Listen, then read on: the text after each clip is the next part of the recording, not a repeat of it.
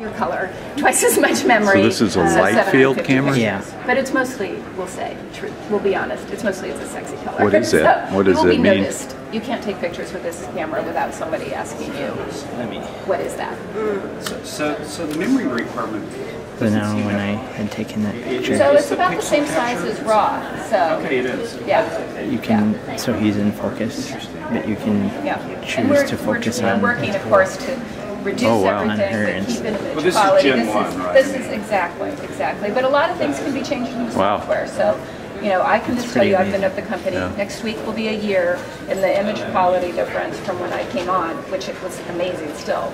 But even since January, they're just making improvements constantly. And so we'll be, basically every few months, there will be a software upgrade, and you can retroactively apply that software to pictures you previously took.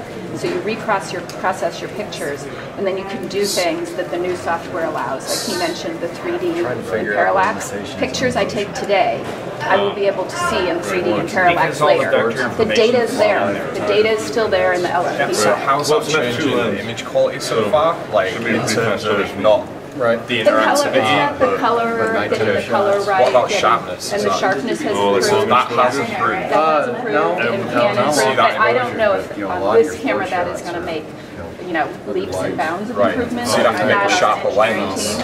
But at a certain point, it's not so much the limitation of the lens anymore. It's more in the sensor and in our Lightfield sensor. So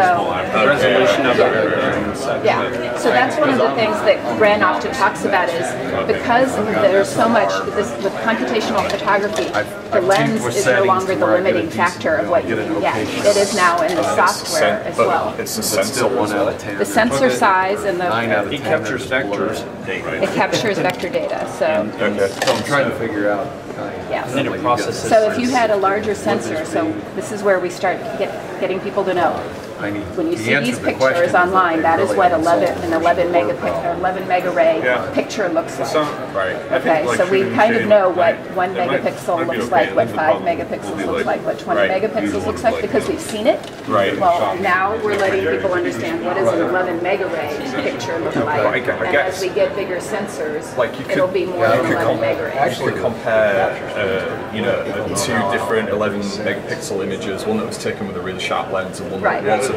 Right. Yeah, that doesn't matter here. It doesn't matter to the same extent because since you're capturing the data multiple times through the micro lens array, then the algorithm can say this is the best data to use. It's like infinitely sharp. Or I'm not going to say that. There's got to be a limit, right?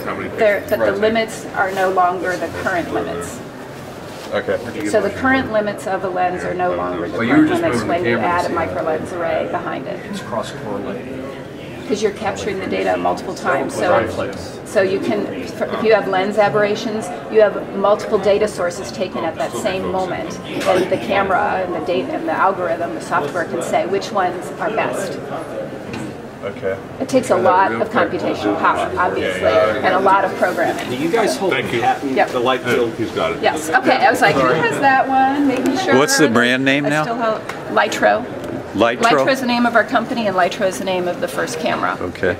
So. And do you guys hold the patent on all uses or just photography? We have a lot of patents, and the Lightfield sensor is one of the things that is one. We have many patents, but so when Ren was at Stanford, Stanford actually holds the patent, and we have the exclusive license because he was the one who developed it. That's wonderful. Yes. Good luck to you. Thank you. Thank you so much. You sell it in Europe? Well, we'll get there eventually. There's some regulations when you sell software and you have a web app. So we've got a lot of people wanting us to ship to Europe, and shipping a physical camera is one thing, but this camera requires, right now, you need to use Lytro.com, and there's a lot of privacy considerations. So we need to meet the requirements of different countries that we'd be shipping to. So we have on our website the ability to sign up to be notified when we're selling in your country, and we ask for patience because it's not just about us.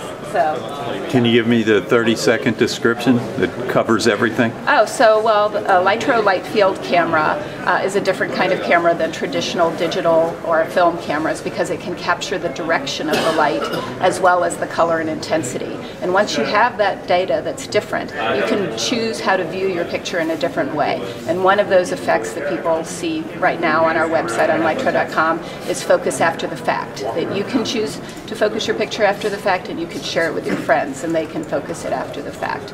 But you can also, with software updates, we'll be able to project your images so you can view them in 3D and with parallax and other updates in the future.